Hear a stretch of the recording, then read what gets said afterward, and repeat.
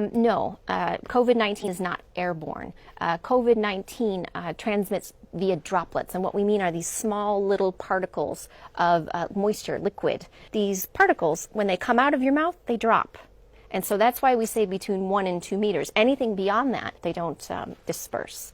So no, it's not airborne. It's through close contact and through respiratory droplets. But the one thing I should say is that in healthcare facilities, we do tell healthcare workers that when they are treating patients, very sick patients, where they have to intubate them, and sometimes you have particles that could be dispersed much further than just that 1 to 2 meters. And so in those situations, we tell healthcare workers, you have to use airborne precautions. And so there may be some confusion out there when we say airborne precautions. Those are for healthcare workers performing very specific procedures, but for every day, no. And what they've learned from more than 70,000 cases in China is that very few people actually have runny nose or actually sneeze. Most people will have a fever. Most people will have a cough. What we do worry about is anyone that has shortness of breath or chest pain, to make sure that they seek health care very quickly. So I'm not aware of any evidence that this virus transmits between pets and people. There's a lot of investigations that are underway. They have not found this virus in an animal yet, in the zoonotic source of what we believe initially, that this outbreak began with people who were in contact with wild animals, not pets. But we have no evidence of this virus in pets, and no evidence of this virus transmitting between pets and people. I think you can use swimming pools just fine. Many swimming pools have chlorine in them, and we haven't heard of any transmission happening in swimming pools. So there are some studies that are ongoing right now that look at virus survival. We don't have the full results yet, but what we know from other coronaviruses like SARS and like MERS is that on packages, on certain like cardboard materials, that it doesn't last very long.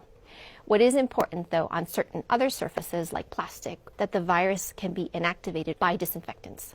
So if you want to know more about disinfectants and disinfecting your surfaces, go to the WHO site, go in and look at the guidance. You'll find it under coronavirus, and you'll find all that information there. Just because you have a fever and a cough doesn't mean that you're infected with COVID-19.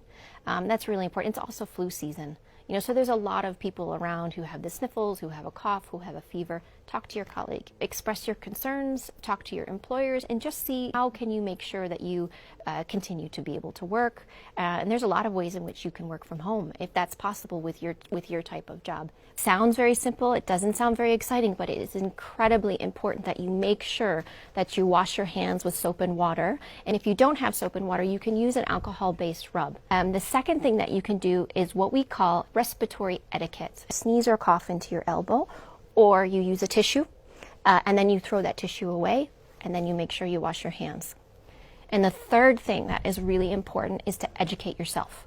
So make sure that you have the latest information from WHO, from trusted sources. This is a rapidly changing situation, and so the more we learn, the more we want you to know about this. And by educating yourself, you can make sure that you protect yourself and you protect your family. WHO recommends that you wear a mask if you're sick. There's a lot of things that you can do to protect yourself while traveling, and that is making sure that you travel when you're well. You're feeling well, you and your family. Making sure, again, you wash your hands a lot, you practice respiratory hygiene, making sure that when you eat food, you're eating cooked food. And so just wearing a mask in general, no, but making sure that if you're having symptoms, respiratory symptoms, that you wear a mask. And what happens if you're, say, coughing into your mask and it gets very wet at the front? You need to replace your mask. You don't touch the front, you take them off from the sides, discard them, wash your hands, and put another mask on. And when you discard them, you would make sure that you discard them somewhere safe? That's right, in a bin that is covered. Yes, that's right. I wouldn't even say asymptomatic, but pre-symptomatic, meaning it's a few days before they develop symptoms themselves. And so when you go back and you interview them, oftentimes they say, well, actually, I wasn't feeling very well. So it's this pre-symptomatic phase or mildly symptomatic phase.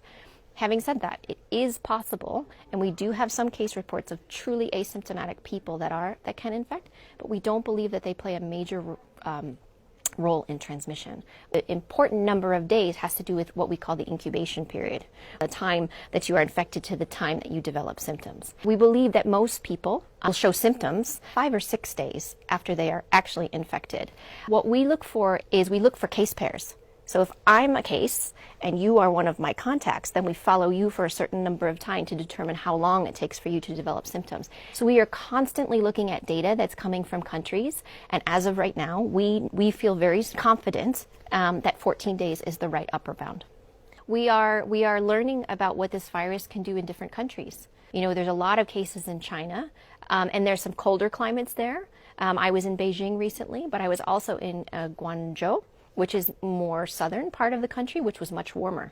And so you do see transmission. It's too early to say if temperature, in terms of outside temperature, has anything to do with virus circulation. But we need to prepare ourselves that this virus can transmit between people anywhere that it goes. There was a really big report that came out of China, I think it was last week, where it was looking at 55,000 cases. I think it was 2% of those infected were among children. And that's a very low number. And that's important to know, because in flu, for example, children are really important in transmitting this virus. But in COVID-19, they don't seem to be.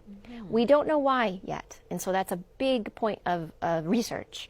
But even the children who are infected, many of them will have mild disease. A majority of people who are infected with COVID-19 will have a mild disease, which may actually include a mild form of pneumonia. Antibiotics will not work against COVID-19 because that's a virus, but I know that you could have a co-infection with a bacteria, and an antibiotic may be helpful for that, but it won't actually work against a virus. Please come back to the WHO website and look at what we have posted. There's new postings every day, whether there are situation reports, which gives you an overview of the latest cases and what WHO is doing.